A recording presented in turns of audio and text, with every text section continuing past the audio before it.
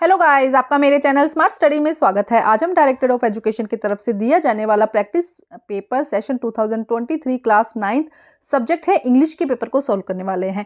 आपको पता होगा सभी सब्जेक्ट के दो सैंपल पेपर आए हैं। हम इंग्लिश का सैंपल पेपर 1 नंबर पहले ही कर चुके हैं। आज हम सैंपल पेपर सेकंड करेंगे, तो आइए स्टार्ट करते हैं। आपका सैंपल पेपर देख सकते हैं। क्वेश्चन पेपर में आपके 3 सेक्शन दिए गए हैं, रीडिंग, राइटिंग और ग्रामर और लिटरेचर। तो आइए देखते हैं क्या क्या क्वेश्चंस दिए गए हैं। सबसे पहले सेक्शन ए दिया गया है, जिसके अंदर रीडिंग स्किल के लिए 20 मार्क्स का है। 10 मार्क्स के 2 अनसीन पैसेज दिए गए हैं। तो फर्स्ट स्टार्ट करते हैं, रीड द फॉलोइंग टेक्स्ट। इसको रीड करते हैं, फटाफट रीड करेंगे, उसके बाद में हम इसके क्वेश्चन सॉल्व करेंगे। भगत सिंह पर दिया गया है ये पूरा पैराग्राफ, तो हम थोड़ा सा स्पीड में रीड करेंगे और फिर बाद में इकट्ठा ही उसको समझ लेंगे।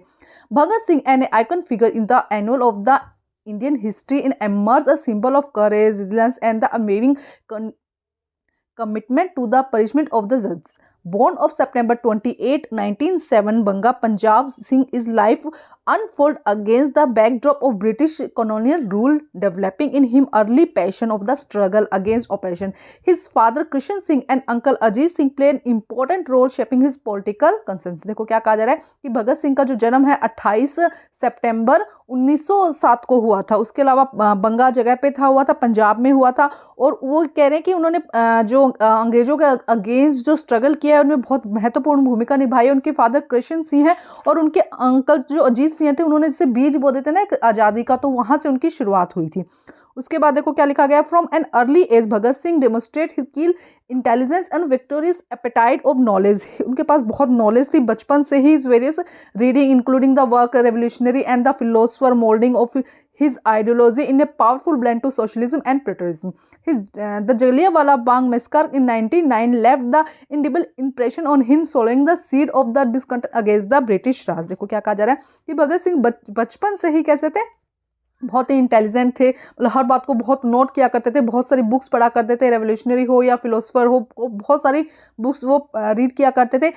जब 1909 में जब ये कहा जाए कि भगत सिंह छोटे ही थे, तो उन्होंने क्या देखा, उन्होंने जलियांवाला बाग का जो इंसिडेंट था वो एक उनके लिए क्या था, एक बीज कर गया। एक जो उस समय उन्होंने बहुत मतलब बढ़ चढ़ कर वो भाग ले रहे थे, अपने जितने बच्चे थे फिर भी बढ़ चढ़ के जो भाग ले रहे थे। लेकिन उस समय जब जलियांवाला बाग हुआ तो एक अंदर से जो दहल जाता है ना, वो उनकी वहीं से उनकी एक्चुअली जो शुरुआत हुई थी जो भगत सिंह की, उसके बारे में बताया गया। उसके बाद उन्होंने लिखा 1928 the young fire brand join the Hindustan socialism Republic association HSAR and radical organization advocate complete independence from British rule। और वो क्या चाहते थे कि complete independence चाहते थे। In this year HSRA prepared a bold plan to protest against the democratic defense of the Indian Act and trade dispute against Bhagat Singh and his commanders sought to the avenge the death of the Lala Lajpat Rai, who succumbed to the injuries sustained during the peaceful protest against the Simon Commission। देखो क्या कहा जा रहा है, ये सब आपको पता होगा कि साइमन कमीशन जब आया तो उसके अगेंस्ट में उसके अगेंस्ट में क्या कर रहे थे, लाला लाजपत राय प्रोटेस्ट कर रहे थे, पीसफुल मतलब शांति से प्रोटेस्ट कर रहे थे। लेकिन जो ब्रिटिश थे उन्होंने क्या किया, वहाँ के अंग्रेज जो थे उन्होंने एक राजनीति इस तरह से करी कि लाठी मार मार कर उनकी हत्या कर दी। इससे जो हम ये कहें कि भगत सिंह थे बहुत आहत हुए थे। उसके बाद देखो क्या लिखा गया, The infamous incident that brought Bhagat Singh into a national spotlight occurred in 8th April 1928. He was bequeathed that through a non-lethal smoke bombs into the Central Legislative Assembly.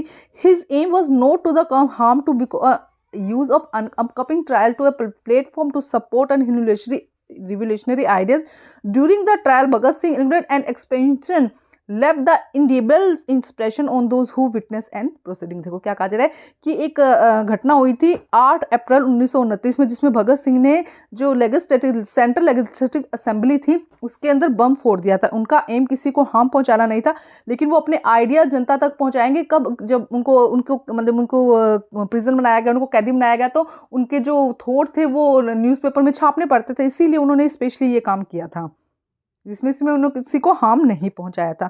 उसके बाद देखो और भी पैराग्राफ बहुत लंबा दिया गया है, फटाफट रीड करते हैं। The sad thing that the search of justice took return the hanging the Lajpat Rai attackers finally क्या हुआ, जो उन्होंने क्या किया था, जो लाला जी थे या लाला लाजपत राय थे, उनको अटैकर्स पर उन्होंने क्या किया था, उनको किल करने की कोशिश की थी। सीकिंग वेनिंदर Bhagat Singh along the Rajguru and Sukhdev kill responsible British police for the office JP consider eliminate Saunders. देखो क्या कहा जा रहा है कि जब लाला लाजपत राय को जिन्होंने मारा था, तो भगत सिंह ने उन्हें बदला लेने के लिए उनको मार दिया था। तो इसकी बात ब्रिटिश को पता चल गई थी, इसके लिए राजगुरु और सुखदेव को क्या कर दिया गया था, फांसी पर चढ़ा दिया गया था। दिस हिस्टोरिकल इवेंट टुक सितंबर 17 1928। ये कब हुआ था, 17 सितंबर 1928 को लाहौर में होता है, where Bhagat Singh and his commander comrades सोदा and the avenging in the death of Lala Lajpat Rai. The subsequent trial and imprisonment from the second Bhagat Singh committed to his cause. Even in the face immediate accusation, he displayed remarkable patience, refusing to ask claiming. And Bhagat Singh Rajguru Sukhdev was hanged.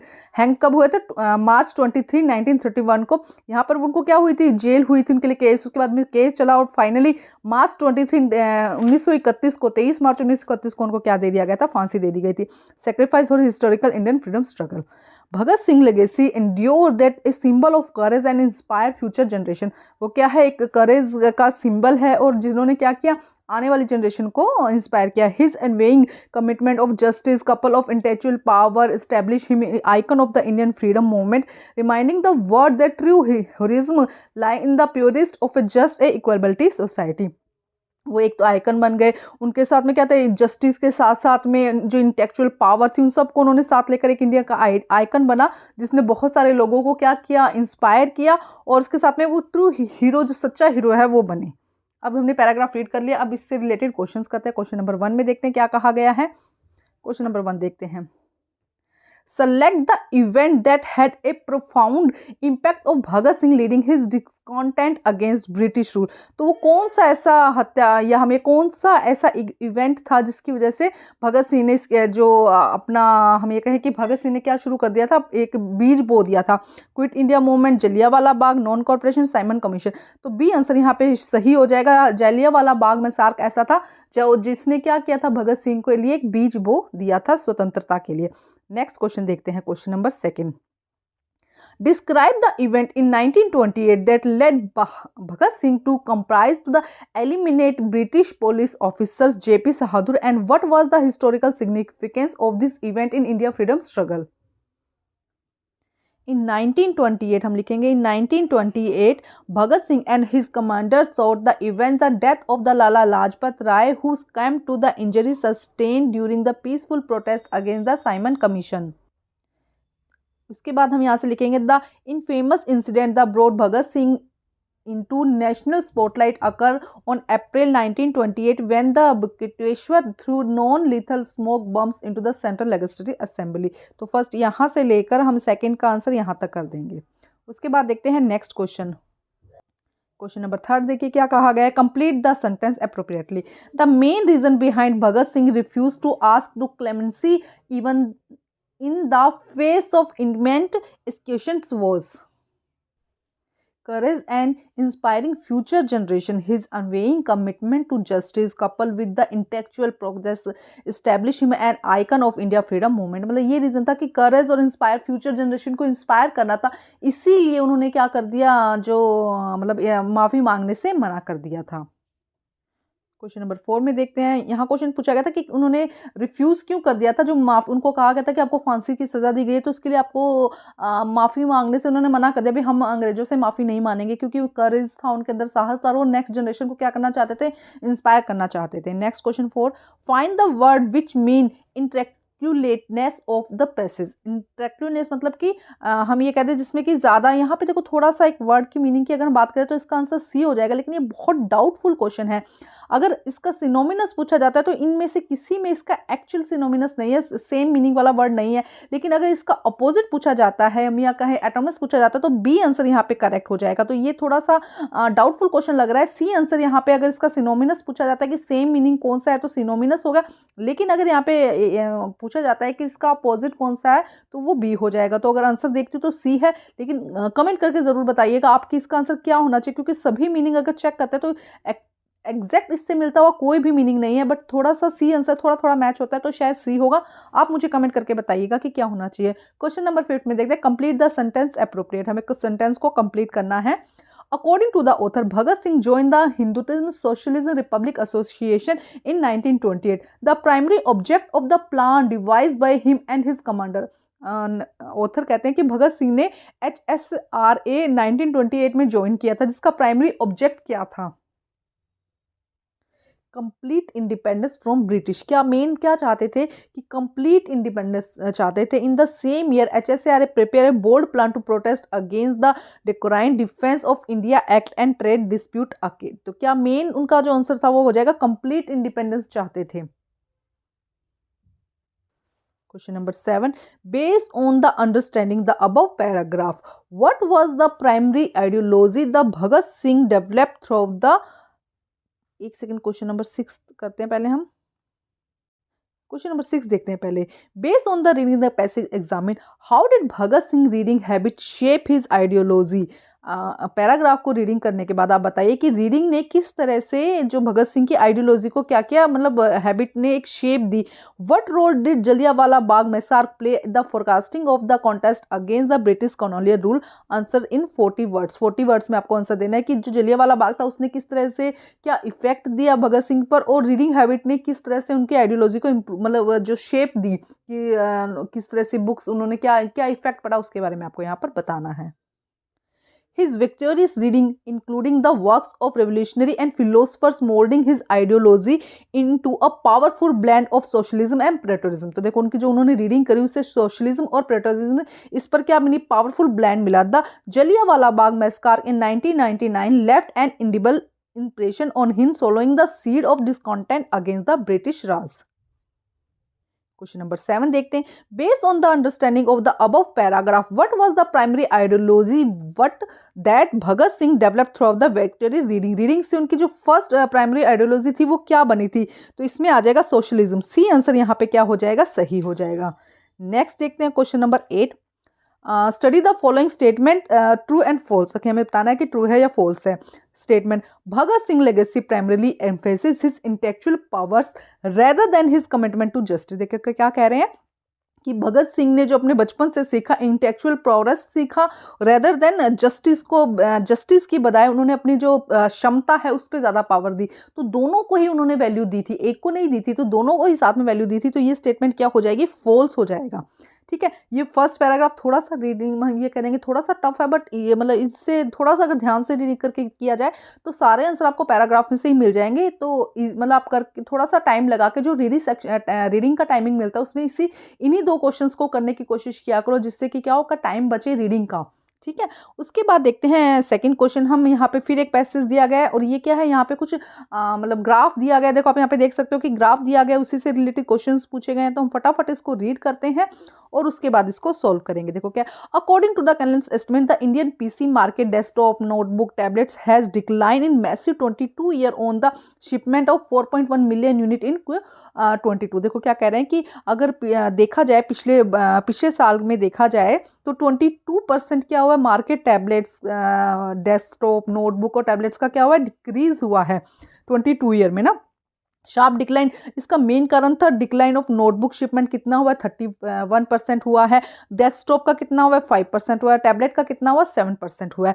Overall 22 was a successful year industry of India. अगर वैसे पूरा overall देखे जाए तो 22 क्या है, एक successful year रहा है विथ शिपमेंट ग्रोइंग 5% इन 21, जो कि क्या है 5% क्या हुआ, इंक्रीज। हालांकि बाकियों से कम हुआ है लेकिन फिर भी अगर ओवरऑल मिलाया जाए तो 5% क्या हुआ है, इंक्रीज हुआ है। वाइल अगर नोटबुक शिपमेंट देखा जाए 7% फॉल हुआ है। उसके अलावा desktop and tablet shipment grew in significance 30%। क्या कहा गया कि डेस्कटॉप और टैबलेट्स जो है, टैब जिन्हें कहा जाता है, डेस्कटॉप का कंप्यूटर कहा जाता है, उनमें क्या हुआ 37% इंक्रीज हुआ है। और लेकिन जो नोटबुक शिपमेंट है वो कितना 7% फॉल डाउन हुआ है। नेक्स्ट देखो क्या कहा गया है, यहाँ पे ग्राफ दिया गया है। ग्राफ में आप देख सकते हो कि किस किस ईयर में कितना दिया गया है। यहाँ पे देखो, यहाँ पे इंक्रीज हुआ है, उसके बाद इतना इतना जो वो है डिक्रीज हुआ है। उसके बाद नेक्स्ट देखो क्या कहा गया, the main ongoing concern are recession and the inflammation fear which have the risen against after subsidies in late in 22 in India. Consumers spent on device in first half 22, but the demand fell sharply, leading to weak holiday session for vendor and the retailers. Analyst Steve Athes had said, meanwhile, the commercial sector continue a graph with voluntary and the supply chain issue, but the decline of demand is helping ease procurement delays. Pockets of the enterprises spending after last year lockdown has helped the stock maintain some amount, and the while education deal have boost the tablet shipment. देखो क्या यहाँ पे क्या कहा जा रहा है कि जो रिसेशन हुआ जिसकी वजह से क्या हुआ, रिसेशन और इन्फ्लेशन हुआ उसकी वजह से क्या हुआ, हालांकि जो ये कहें कि इनकी जो शिपमेंट है उसमें काफ़ी डिक्रीज हुआ है, लेकिन फिर भी क्या कहा जा रहा है कि थोड़ा थोड़ा डिक्लाइन डिमांड, लोगों की डिमांड की वजह से थोड़ा थोड़ा क्या है इंप्रूव हुआ है। चाहे हम एजुकेशन के सेंटर में देखें तो टैबलेट्स का जो शिपमेंट बढ़ा है, डेस्कटॉप का जो शिपमेंट बढ़ा है, तो कुछ कुछ इंक्रीजमेंट यहाँ पे दिखाई दे रहा है। थोड़ा सा है, थोड़ा सा हम रीड कर सकते हैं। उसके बाद अब हम देखते हैं इसके क्वेश्चन क्या कहे गए हैं क्वेश्चन में। सबसे पहले filling the blanks with the appropriate option from those given in the brackets based on your understanding. Okay, according to the Canalys estimate, the year decline in the Indian PC market was, Indian PC market computer का market कितना यहाँ पे क्या हुआ, decline हुआ। तो हम यहाँ पे देख सकते हैं, देखो यहाँ पे, देखो यहाँ पैराग्राफ में से ही देख सकते हैं कि पीसी का मार्केट देखो यहाँ पर, तो देखो क्या कहा गया 22%। पीसी मार्केट कितना डिक्लाइन हुआ है 22%। तो फर्स्ट का आंसर यहाँ पे आ जाएगा। ये पैराग्राफ कंपैरेटिवली थोड़ा इजी है, आंसर इजी इसके अंदर पूछे गए, तो 22% यहाँ पे फर्स्ट का आंसर आ जाएगा। Second, complete the following appropriate based on your understanding, paragraph first and second में से। Okay, we can say that all category of PC shipment was experience the sharp decline in the question for 2022 in India was, देखो question में क्या कहा गया है कि we can say that the category of PC shipment which experience sharply decline, कि हम कह सकते हैं कि 22 में इंडिया के अंदर पीसी का शिपमेंट बहुत ही क्या हुआ, डिक्लाइन हुआ था। वो उसके अंदर मेन क्या था, तो नोटबुक शिपमेंट, देखो यहाँ पे लिखा भी गया, हमने पढ़ा कि सबसे ज़्यादा जो डिक्लाइन हुआ था वो क्या था, नोटबुक शिपलाइन। तो नोटबुक शिपमेंट यहाँ पे हो जाएगा, this was due to the sharp decline of notebook shipment हो जाएगा यहाँ पे। तो आंसर क्या हो जाएगा, वॉज नोटबुक शिपमेंट। तो आंसर देखो यहाँ पे क्या हो जाएगा, नोटबुक शिपमेंट। सेकंड का आंसर हो जाएगा, वॉज के बाद आपको नोटबुक शिपमेंट लगाना है।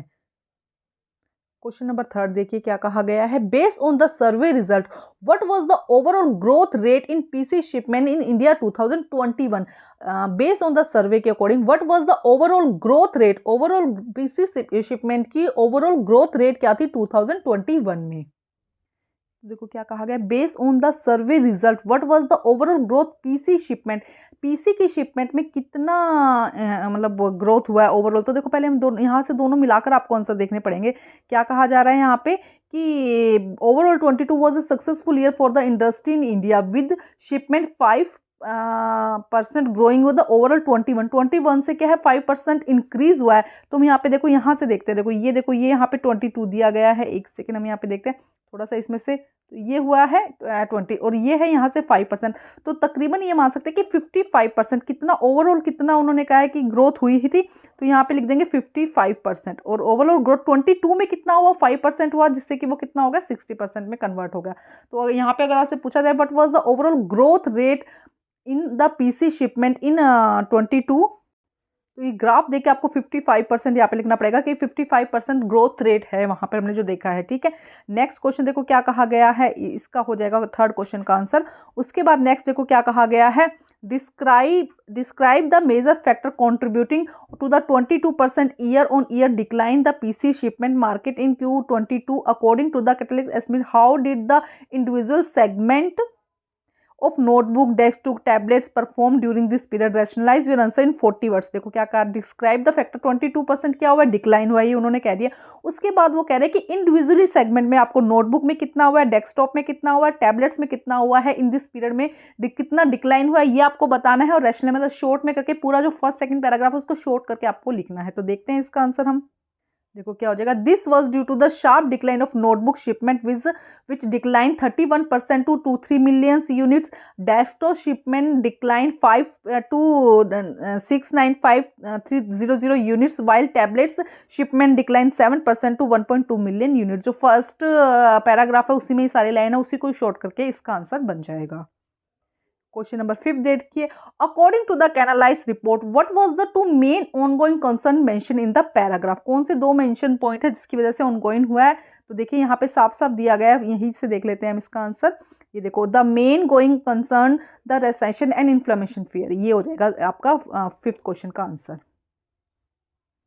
नेक्स्ट देखिए, what happen to demand to device in the second half 2022 according to the analyst एशिट एथलेट्स। उन्होंने क्या कहा है कि व्हाट हैपन की डिमांड इंक्रीज क्यों हुई है।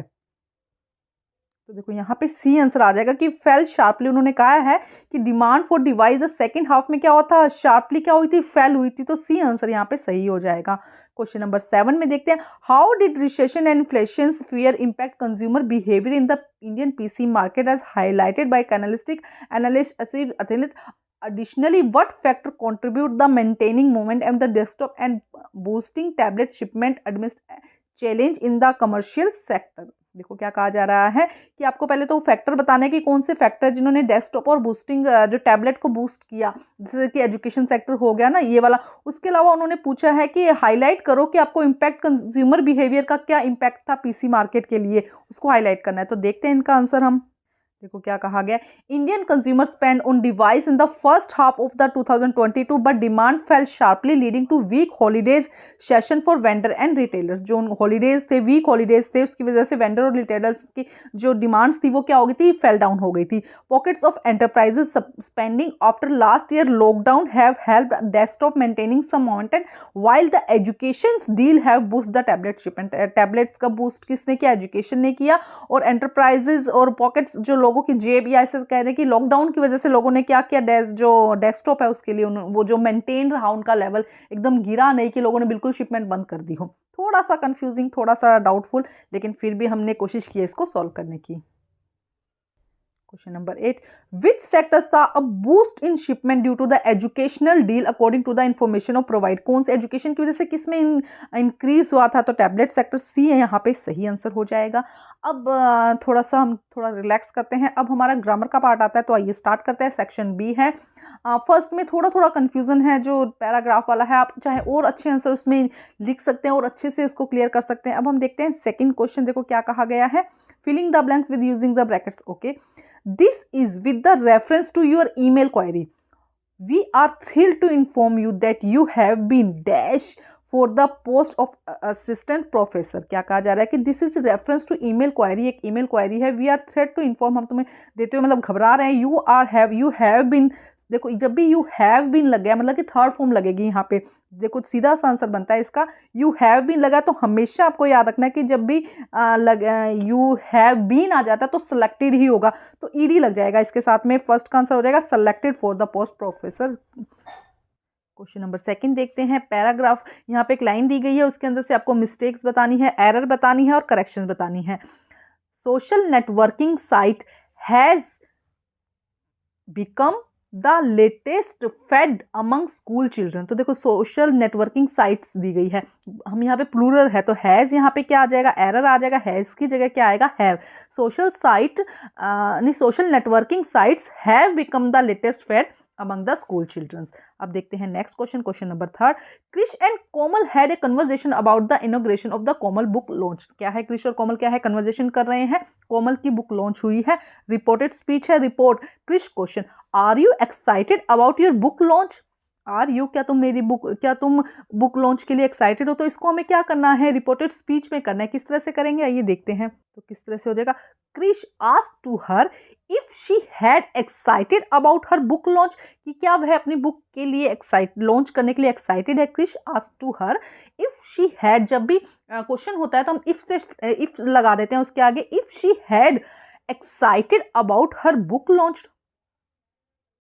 क्वेश्चन नंबर 4 देखते हैं। डायलॉग है, read the dialogue between Saloni and her dance teacher Lakshmi regarding her dance performance. Okay, हमें यहाँ पे सॉल्व करना है क्वेश्चन। देखो क्या कहा गया है, Saloni, is my posture okay when I do this movement. क्या ये मेरा पोस्चर सही है जब मैं मतलब ये मूवमेंट करती हूँ। Lakshmi, I think you need to work upon your back a bit. मुझे लगता है कि तुम्हें अपने वर्क, थोड़ा सा बैक का जो बिट है उस पर थोड़ा सा वर्क करना चाहिए। सेलेक्ट द करेक्शन, हमें करेक्शन सेलेक्ट करनी है, ऑप्शन सेलेक्ट करना है। सलोनी आस्क लक्ष्मी इफ, देखो क्वेश्चन है तो इफ लग गया, तो ये आपको रिपोर्टेड स्पीच में हमेशा ध्यान रखना है। इफ डैश दैट मोमेंट, तो यहाँ पे देखो क्या आ जाएगा, हमें किस चीज़ का ध्यान रखना है यहाँ पर। देखो सबसे पहले दिस की जगह दैट होना चाहिए, और इसको हमें किस में कन्वर्ट करना है, पास्ट टेंस में कन्वर्ट करना है। दो बातों का हमें यहाँ पर ध्यान रखना है। तो देखो क्या हो जाएगा, her posture was okay that she तो देखो बी आंसर आ जाएगा, her posture was okay when she did, क्योंकि दैट तो यही दिया गया है, तो दैट तो हम हमारा यही क्वेश्चन में दे दिया। तो is my posture okay when I do, तो व्हेन की जगह हर आ जाएगा, her posture was okay when she, do की जगह क्या आ जाएगा, सेकंड फॉर्म आ जाएगा डिड दैट मोमेंट। तो बी आंसर यहाँ पे क्या हो जाएगा, करेक्ट हो जाएगा। क्वेश्चन नंबर 4 देखते हैं, क्या सॉरी 5th क्वेश्चन देखते हैं।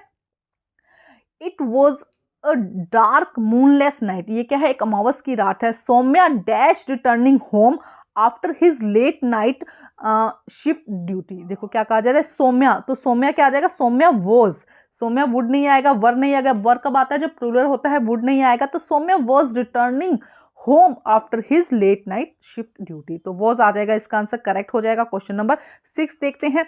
द कंपनी, इसमें हमें एरर और वो बताना है।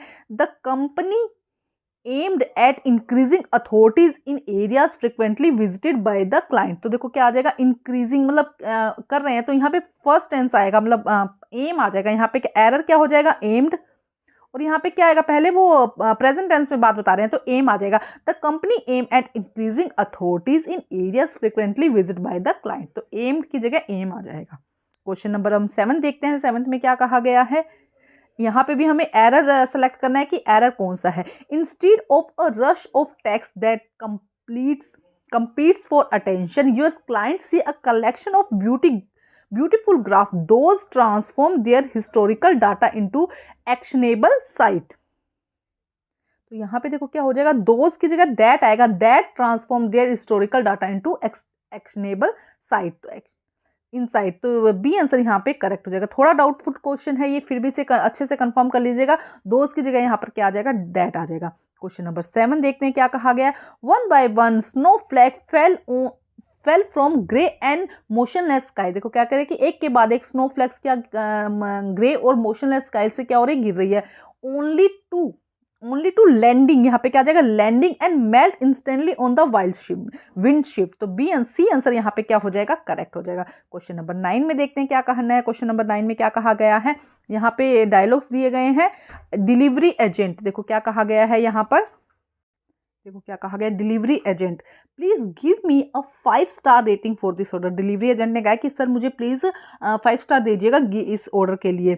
Customer, I need to check the packet before I give this rating, मतलब मुझे पहले चेक करना होगा, need to check and that packet before I give the rating, rating देने से पहले मैं चेक करूंगा। अब इसको हमें चेंज करना है, देखो क्या कहा जा रहा है रिपोर्ट स्पीच में, the delivery agent request to customer to give him a 5 star rating for the order, the customer answered that he needed, अब देखो सारा टेंस में चेंज हो जाएगा, he needed to check the packet before he, अब क्या आ जाएगा, ही, गिव की जगह क्या आ जाएगा, गेव रेटिंग, देखो किस तरह से लिखेंगे इसको, देखो क्या हो जाएगा, check the packet, check that packet आ जाएगा, check that packet before he gave the rating, check that packet before he gave the rating.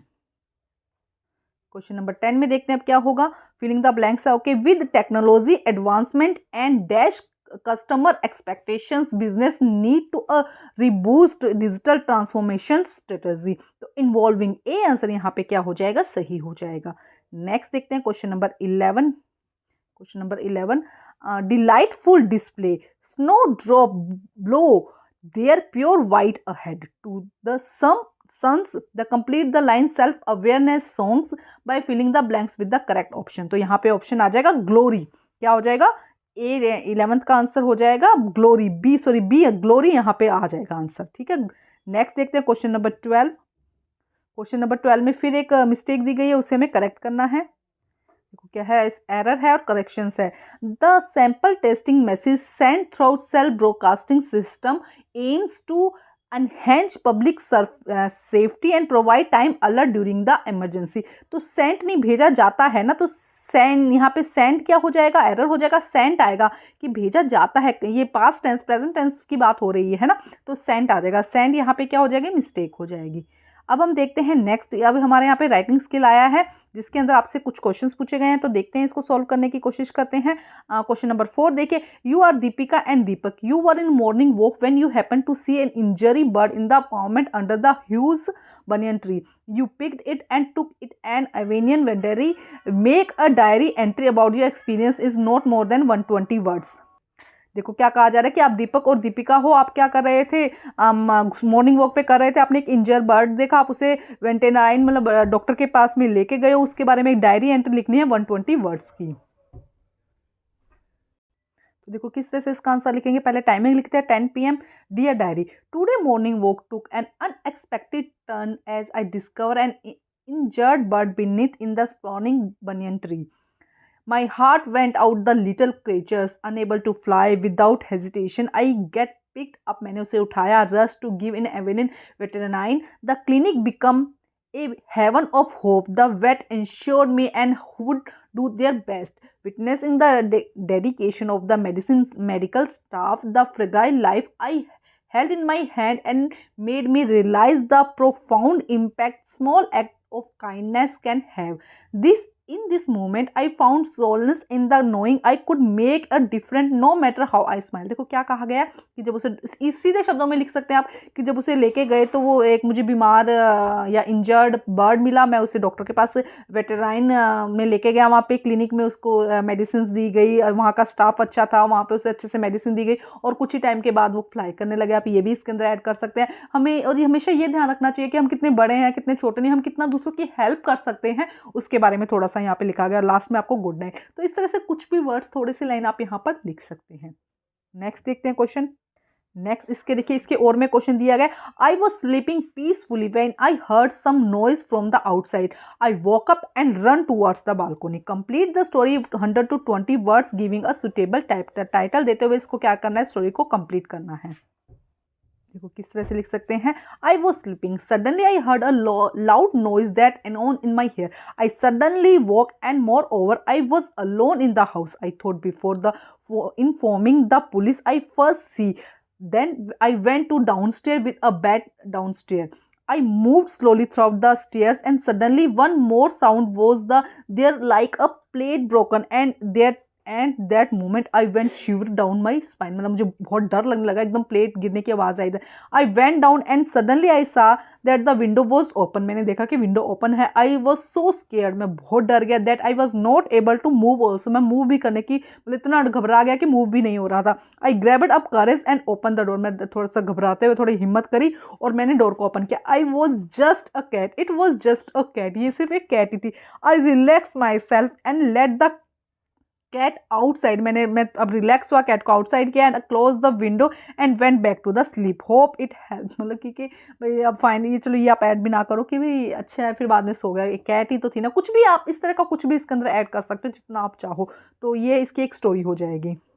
अब क्वेश्चन नंबर 5 है जिसमें क्या कहा गया, it was your father birthday, your mom cook delicious meal, write a descriptive paragraph note then 120 words engaging the reading sense to describe the mouth watering homemade dish including appearance aroma and taste. आपके father का birthday है, आपकी mother को एक food बनाना है, delicious food बनाते हैं उसके बारे में बताना है, और इसके और में आंसर दिया गया है।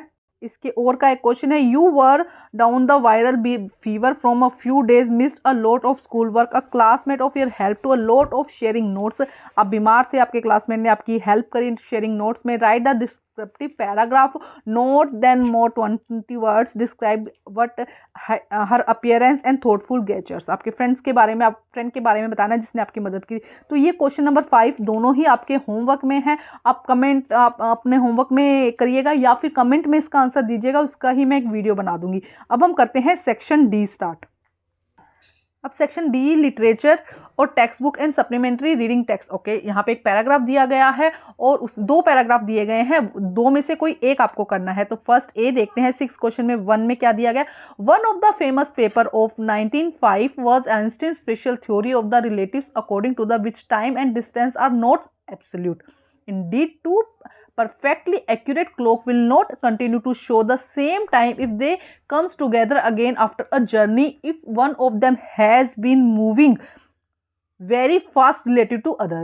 From the followed the world's most famous formula which describe the relationship between mass and energy m em। ये देखो फिजिक्स का इसके अंदर दिया गया है, E इक्वल एम सी की स्क्वायर होता है। The mathematic equation E stand for energy and M for mass and C for speed of the light in vacuum. Okay, ये पढ़ लिया है paragraph, Einstein the A truly beautiful mind में से लिया गया है। अब हम क्वेश्चंस करते हैं। क्वेश्चन नंबर 1 में देखो क्या है, What was Einstein's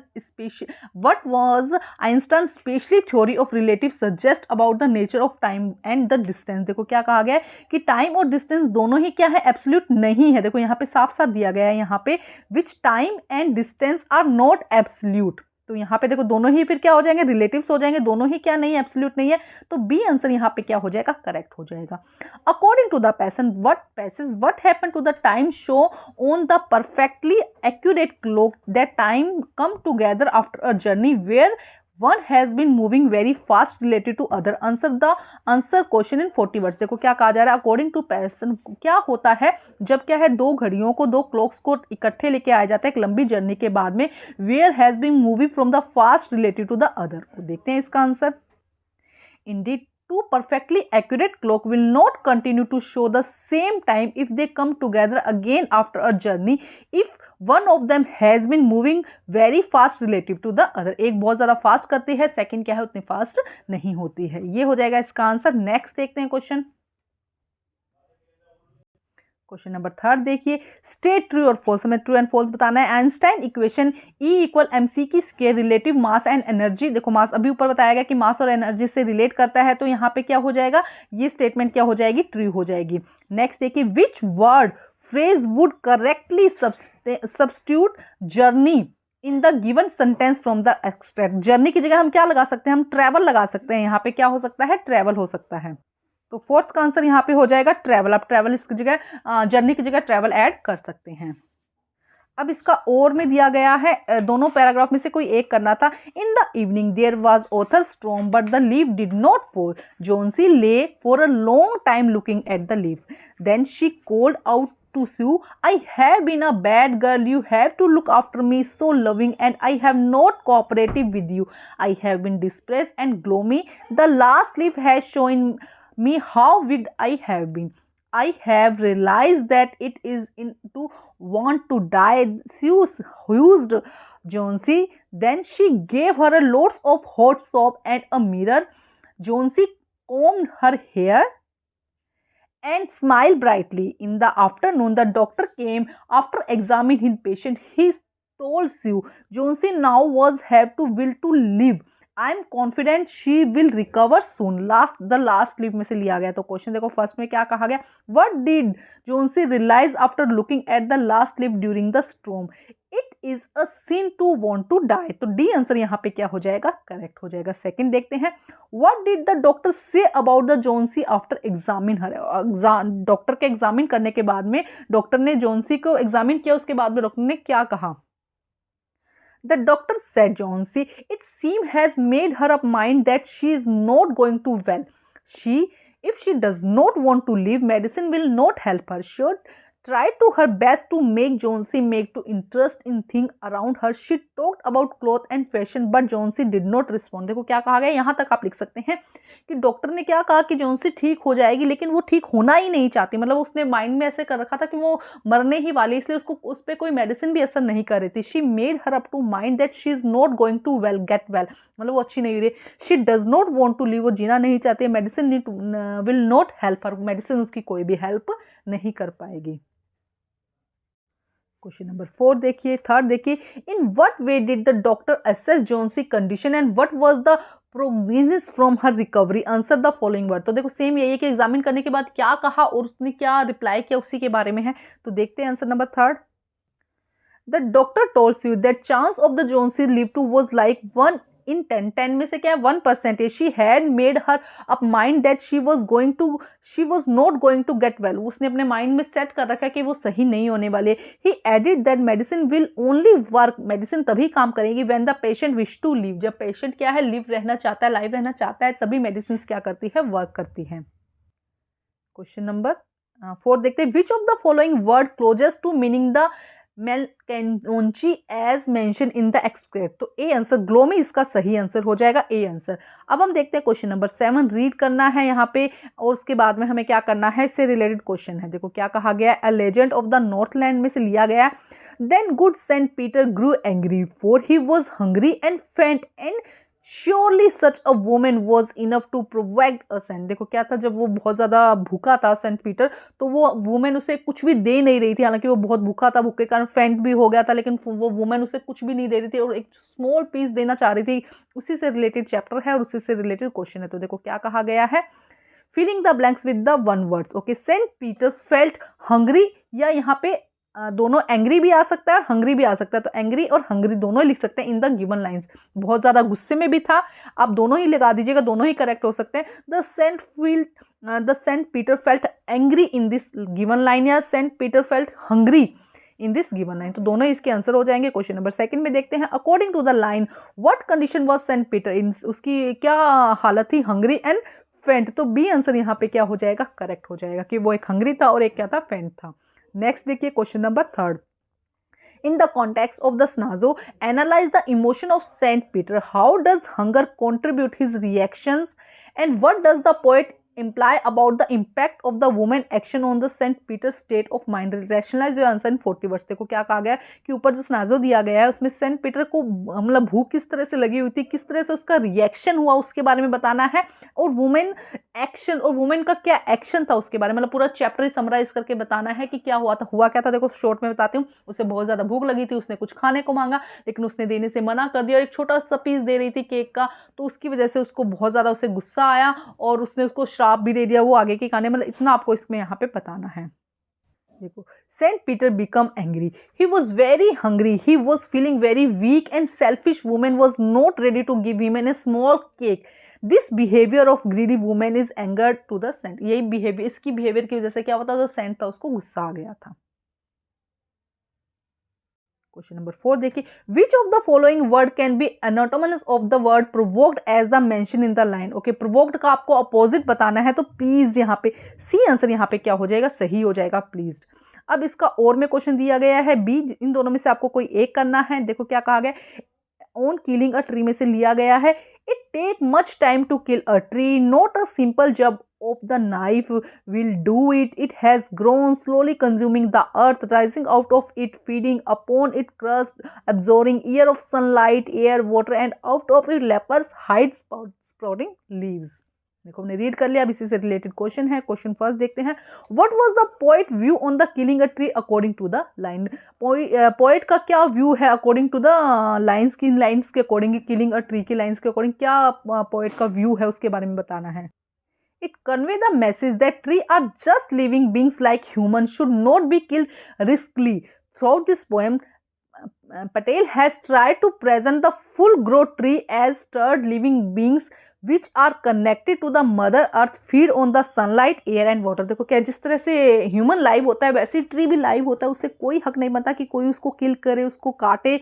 जैसे कि एक ह्यूमन क्या करता है, अपनी मदर से कनेक्ट होता है, उसी तरह से जो ट्रीज हैं वो मदर अर्थ से पूरी तरह से कनेक्टेड होते हैं और फीड कहाँ से करते हैं, सनलाइट, एयर और वाटर से। Question number second, according to the poet how does the tree grow, what does the tree feed upon its grown, explain your answer in 40 words. तो देखो जो अभी बताया लगभग वही इसका फिर से आंसर हो जाएगा, तो देखते हैं इसका आंसर। देखो क्या होगा, the tree grow to its full size by consuming nourishment from the earth crust, absorbing sunlight, water, air for several years. The word suggested for the tree life's activities are grown slowly consuming the earth। देखो क्या है, वहाँ कहाँ से nourishment लेता है, जो अर्थ की सरफेस से, सनलाइट से, वाटर से, एयर से, यहाँ से क्या लेता है, वो अपना जो नरिशमेंट है वो यहाँ से लेता है। ठीक है, क्वेश्चन नंबर थर्ड देखिए, complete the sentence. Okay, according to the poet the tree leaves represent dash of the earth.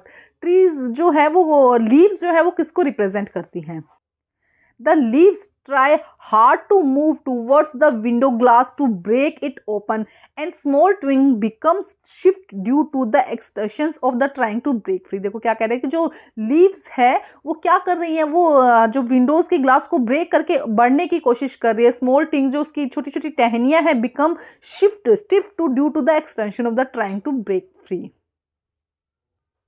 Question number 4 देखिए, find the word which meaning disease from the above stanza. तो देखो disease यहाँ पे क्या दिया गया, leprous. Leprous एक disease होती है, तो ये इसका फोर्थ का आंसर हो जाएगा लेप्रस।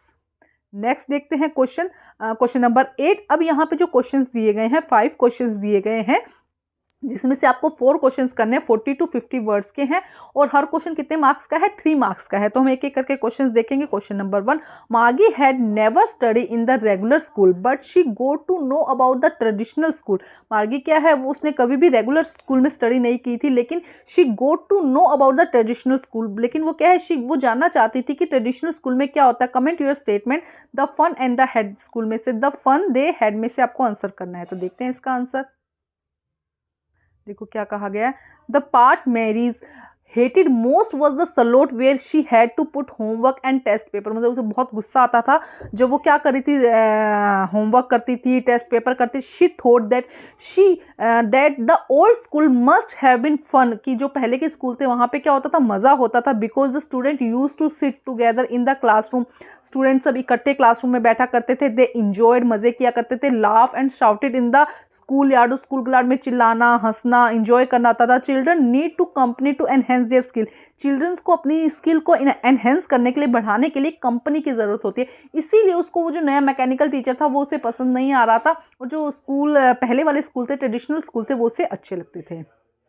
नेक्स्ट देखते हैं question, Kezia did not have to loving relationship with her father, she always felt scared of him, justify this thinking, example from your chapter the little girl. जो Kezia थी उसको उसके father के साथ में loving relationship नहीं था। She always scared, वो हमेशा डरती थी। इसको आपको जस्टिफाई करके आंसर देना है। Kezia never enjoy the company of her dominating father, उसके फादर की जो डोमिनेटिंग कंपनी थी वो उसको अच्छी नहीं लगती थी। ही always scold her for one thing और अनदर थिंग, नेवर अप्रिशिएट और लव्ड हर, वो हमेशा स्कोल्ड करते रहते थे, चिल्लाते रहते थे, कभी इस चीज़ पर कभी उस चीज़ पर, और कभी भी अप्रिशिएट नहीं करते थे। She was on so frightened for him, वो उससे बहुत ज़्यादा डरी हुई रहती थी। That she went to very slowly towards the drawing room when she was asked to come down stair to take off his shoe. मतलब वो शू लेने के लिए आई तो बहुत धीरे धीरे चलकर आ रही थी कि उसके फादर को आवाज़ ना आ जाए। मतलब वो इतना डर डर के अपने फादर से रहती थी। नेक्स्ट देखते हैं क्वेश्चन नंबर 3, देखिए क्या कहा गया है। Describe the feeling of bliss according to the poet in the poem rain on the roof. Rain on the roof के according describe the feeling of bliss की फीलिंग बतानी है आपको पोएट के अनुसार। The poet thinks it is blissful to lie in his cozy bed with his hand on the pillow and listen to the sound on the rain falling on the shingles of the roof. He enjoys the music of nature which accrues fantasy and the memories in his mind. देखो क्या कहा था, the poet think that it is blissful lie to his cozy bed, जब वो bed के अंदर Cozi था, his head on the pillow, head उसका पिलो पे था, लिसन ऑफ द साउंड को जब सुन रहा था, जब वो ड्रॉप करके गिर रही थी, तो rain falling on the shingles on the roof, roof से क्या हो रही है, जो पानी की बूंदे हैं वो गिर रही है। इंजॉय द म्यूजिक, को इस नेचर की इस म्यूजिक को एंजॉय कर रहा था, उसे अच्छी लग रही थी और मेमोरीज उसके माइंड में रह रही थी। क्वेश्चन नंबर 4 देखिए, give a brief description of the central idea of the poem wind. Wind का जो सेंट्रल आइडिया है पोएम का, उसके बारे में आपको आंसर करना है। The poem wind inspire us to face the challenges through age with grit and the firm determination. जो विंड चैप्टर है वो हमें इंस्पायर करता है लाइफ की चैलेंजेस, जो हमारी लाइफ में आने वाले चैलेंजेस हैं उनको किस तरह से हम ले सकते हैं। We should be strong enough face all the hardship of the life in courage. हम अपने साहस से क्या कर सकते हैं, हमारी लाइफ में जितनी भी चैलेंजेस आ रहे हैं उनको क्या कर सकते हैं, उनका सामना कर सकते हैं, उनका हार्डशिप का हम क्या कर सकते हैं, सामना कर सकते हैं। Wind symbolize problem and obstacle that we all face together some of the point of the in our life. हम हमारी लाइफ में क्या कर सकते हैं, उन प्रॉब्लम को सॉल्व कर सकते हैं। जिस तरह से विंड, हवा चलती रहती है, उसके साथ में जो प्रॉब्लम्स आते हैं उसको दूर करती हुई, उसके पेड़ अगर ये कुछ बड़ी इमारतें आती हैं तो वो साइड से निकल जाती है हवा। उसी तरह से विंड, इसी तरह से हमें भी अपनी लाइफ में जो ऑब्स्टिकल्स हैं या जो प्रॉब्लम्स हैं उनको मतलब हल्का फुल्का लेते हैं, मतलब उसको इतना वो नहीं लेना चाहिए अपने ऊपर जिससे कि उन प्रॉब्लम को सॉल्व ना किया जा सके। उनको सॉल्व करते हुए एज ए अपने आप को स्ट्रॉन्ग बनाना चाहिए हार्डशिप में। क्वेश्चन नंबर 5 देखिए क्या कहा गया, mention the qualities of Kalam inherent from the both his parent. वो क्वालिटीज बतानी है जिसमें अब्दुल कलाम जी अपने पेरेंट्स से इनहेरिटेंस करके लेकर आए हैं। माई चाइल्डहुड में से आपको आंसर करना है। क्वेश्चन नंबर देखिए 5th, Abdul Kalam inherited honesty and self discipline from his father, faith in goodness and kindness from his mother. अपने फादर से honesty and self discipline and mother से faith in goodness and kindness अपनी mother से लेके आए थे। He learn the value of the respecting other religion and faith. उन्होंने ये सीखा कि किस तरह से दूसरे रिलीजन की रिस्पेक्ट की जाती है। ये सब चीज़ें उनके पेरेंट्स से क्या हुई थी, इनहेरिटेंस हुई थी। क्वेश्चन नंबर 9 देखते हैं। अब यहाँ पे 3 क्वेश्चन है, इनमें से 2 क्वेश्चन आपको करने हैं, 40 to 50 वर्ड्स के हैं, 3 मार्क्स के क्वेश्चन है। क्वेश्चन नंबर 1 देखिए, the discipline decide to stay in the kingdom of fools while the guru left us, give reason. The discipline decide to stay in the kingdom of fools while the guru left, give the reason. हमें इसका answer देना है।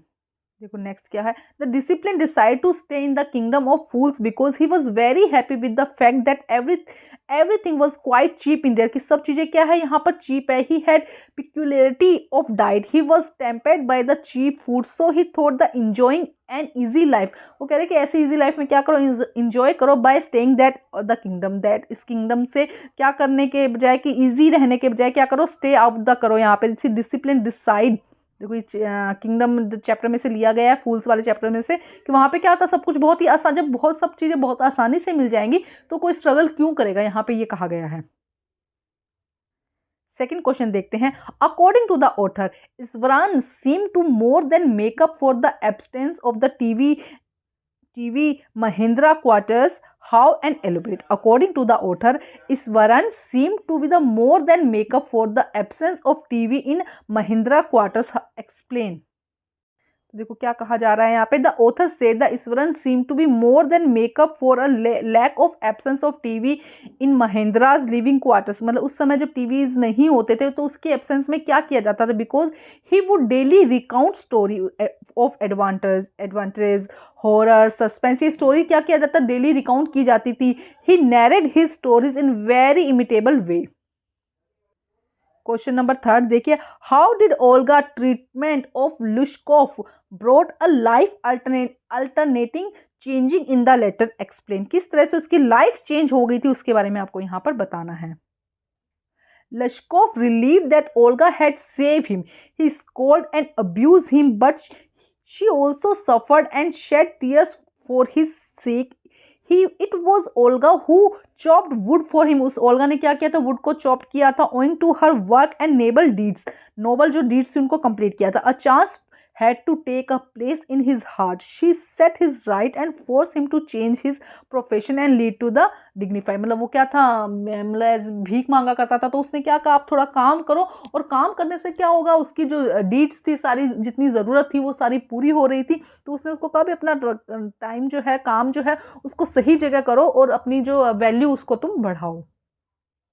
अब question number 10 है। Question number 10 में आपको क्या कहा गया है, 2 क्वेश्चंस दिए गए हैं, उनमें से एक क्वेश्चन आपको करना है और 120 वर्ड 6 मार्क्स का क्वेश्चन है, 100 to 120 वर्ड्स में आपको लिखना है। तो फर्स्ट देखते हैं question, some remarkable value of Elvin character made her to achieve her target despite of her handicap. मतलब कि एल्विन चाहे हैंडीकैप थी लेकिन फिर भी उसने अपने टारगेट को अचीव किया। Santosh Yadav also had to face their challenges from the traditional family during her growing up years. Santosh Yadav ने क्या किया, हालांकि उसकी फैमिली ट्रेडिशनल फैमिली में बहुत सारा बाउंडेशन थी, फिर भी उसने चैलेंजेस को एक्सेप्ट किया और अपनी लाइफ को सेटल किया। Compare and contrast their character both of the right above line the statement. आपको संतोष और एल्विन के बारे में बताना है, किस तरह से उन्होंने क्या क्या, उनकी लाइफ में क्या क्या परेशानियां रही और किस तरह से उन्होंने सॉल्व किया, उसके बारे में आपको बताना है। The sound of the music reach for the top. देखो क्या हो जाएगा, Santosh Yadav is a strong and determined Indian woman who achieve the best in her life with hard work. Santosh Yadav क्या है, बहुत डिटरमाइंड और स्ट्रॉन्ग वुमेन थी जिसने सब कुछ अचीव किया हार्ड वर्क से। She belong an average middle class family who did not much believe in the imparting education of girl. एक average family, middle class family से बिलोंग करती थी जिसकी फैमिली एजुकेशन पे बिलीव, गर्ल्स के education पे believe नहीं करते थे। However it was on determination she was able to climb the Mount Everest twice। और अपनी डिटर्मिनेशन की वजह से उसने क्या हुआ, वो एबल हुई माउंट एवरेस्ट पर 2 बार चढ़ने से। In the same year she was also successful in the clearing IAS भी उन्होंने क्लियर कर लिया। Similar to Santosh, Elvin was also determined and hard working girl. Thought she lost her hearing capability during the childhood. उसने अपने सुनने की जो capacity थी उसको क्या कर दिया था, लॉस्ट कर दिया था. She took music at her passion. She was awarded many award and the Royal Academy. She also the world most sought multiplayer drums and tables. मतलब multiplayer क्या कर रही थी वो, मतलब म्यूजिक में उन्होंने बहुत अपना नाम किया था. द सीक्रेट ऑफ द मंत्र of both was self confidence and the determination. Self confidence और डिटर्मिनेशन का दोनों का मेन मंत्र था जिसकी वजह से दोनों क्या हुई थी, सक्सेसफुल हुई थी. इसकी और में एक क्वेश्चन दिया गया है, देखो क्या कहा गया है. Einstein was deeply shaken by the extent destructing during the Second World War. What quality of Einstein character was relieved by the statement? What effort did he make to promote peaceful and democracy? Elaborate. Guys आप मेरी Instagram पे भी मेरी ID है उसको भी follow कर सकते हैं. वहाँ पे आपको आंसर्स की या क्वेश्चंस बहुत शॉर्ट में मिल जाएंगे, जिससे कि जो सर्कुलर वगैरह आते हैं बहुत शॉर्ट में वहाँ पे मिल जाएंगे, जिससे कि आपको ये कह सकते हैं कि आपको कम टाइम में अच्छी वैल्यू वाले क्वेश्चंस या वैल्यू आपका टाइम बचेगा उनमें से, उसको अगर आप फॉलो कर लेते हैं. तो जो पेज का नाम है स्मार्ट स्टडी 10 SMAR_TSTUDY10 करके इसका नाम है. आप पेज को जाके चेक कीजिएगा. अभी बहुत कम वहाँ पे मैंने अपलोड्स किए हैं. ये एक बारी वीडियो बन जाता है इसके अंदर से, उसके बाद में जैसे आंसर की होगी या इसका पीडीएफ होगा जो आंसर्स का, उसको वहाँ पे अपलोड कर दूंगी, जिससे कि आपको सिर्फ आंसर्स अगर चाहिएंगे कि तब आप वहाँ से ले सकते हैं और अपने जो क्वेश्चंस हैं या कुछ क्वायरीज है वहाँ पर आप पूछ सकते हैं. और वीडियो को लाइक ज़रूर कर दीजिएगा. इस वीडियो को भी यहाँ पे यूट्यूब पे भी और इंस्टा पे भी लाइक कर दीजिए, जिससे कि क्या होता है जब आप लाइक करते हैं तो थोड़ा मेरे को भी मतलब मोटिवेशन मिलता है नेक्स्ट कुछ और करने के लिए आप लोगों के लिए. और अपने फ्रेंड्स के साथ शेयर भी कर दीजिए. ज़्यादा से ज़्यादा लाइक कीजिए, ज़्यादा से ज़्यादा शेयर कीजिए, जिससे कि बाकी स्टूडेंट्स की भी हेल्प हो सके. तो देखते हैं हम इस क्वेश्चन का आंसर देखते हैं. The fact that he was deeply shaken by the extent of the destruction suggests he was deeply moved by the suffering and loss that occurred during the war. उसको बहुत सफरिंग हुई थी और loss हुआ था war के दौरान. He response to the war, Einstein made a several effort to the promote peace and democracy. उसने क्या कहा था, बहुत सारा एफर्ट दिखाया था जिससे कि पीस और डेमोक्रेसी शांत मतलब पीस हो, शांति हो सके. He campaigned to put a stop to using nuclear weapon to harm to other countries. उन्होंने एक कैंपेन चलाया जिसमें क्या कहा, जैसे न्यूक्लियर वेपन जो यूज किए जा रहे हैं उसको क्या किया जाए, स्टॉप किया जाए, यूज ना किया जाए. He wrote a letter to the president of USA at that time to denounce use to the nuclear weapon. उन्होंने एक लेटर लिखा प्रेसिडेंट को, यूएसए के प्रेसिडेंट को, जिसमें कि क्या हो, इन जो वेपन्स हैं इनको यूज ना किया जाए. Unfortunately he did not cause a big sensation of his previous letter to the president where he encouraged experiment with the nuclear energy to create a first atomic bomb for the USA. अब question number 11 देखते हैं हम. Question number 11 में भी दो question दिए गए हैं, 6 मार्क्स के हैं दोनों में से कोई एक क्वेश्चन करना है 100 to 120 वर्ड्स में. क्वेश्चन देखिए. Childhood is a period which is full of joyful moment. The child is the lost child is the fascinate to see many things before to going to the fair, but later on the same thing did not bring him any joy. Comment and justify the statement taking example from the story. देखो क्या कहा जा रहा है कि एक childhood period ऐसा होता है जहाँ पे बहुत इंजॉयमेंट होती है. यहाँ पे द लॉस्ट चाइल्ड चैप्टर में से लिया गया है. जब वो बच्चा पहले मार्केट फेयर में जाता है उसे सब कुछ बहुत अच्छा लगता है. कभी वो कहता है ये चीज़ ले लूँ, कभी वो कहता है ये चीज़ ले लूँ, लेकिन सडनली जैसे ही उसे पता चलता है कि उसके फादर और मदर से वो मतलब अलग हो गया है या घूम गया है तो उसे कुछ भी चीज़ अच्छी नहीं लगती. उस समय उसे सिर्फ अपने मम्मी पापा चाहिए होते हैं और कुछ भी नहीं चाहिए होता है. तो इसी से रिलेटेड चैप्टर है और उसी से रिलेटेड क्वेश्चन पूछा गया है. तो आइए देखते हैं इसका आंसर. देखते हैं answer. After getting fascinated by a number of things when he finally reach a round about he stopped to observe it moving in full swing when with man, women, children enjoying themselves in it. Then he turned to his parents to ask for permission to go on the round, but he heard no reply. जब उसने देखा पीछे से कि भाई मैं जाऊं वहां पर देखने के लिए, वहां पे कोई भी रिप्लाई नहीं मिला. After that he realized that he lost his way, कि उसने अपना रास्ता खो दिया है. He looked all around but there is no sign for of them. मतलब उसने चारों तरफ घूमकर देखा लेकिन कोई भी साइन नहीं दिखा उसके पेरेंट्स का.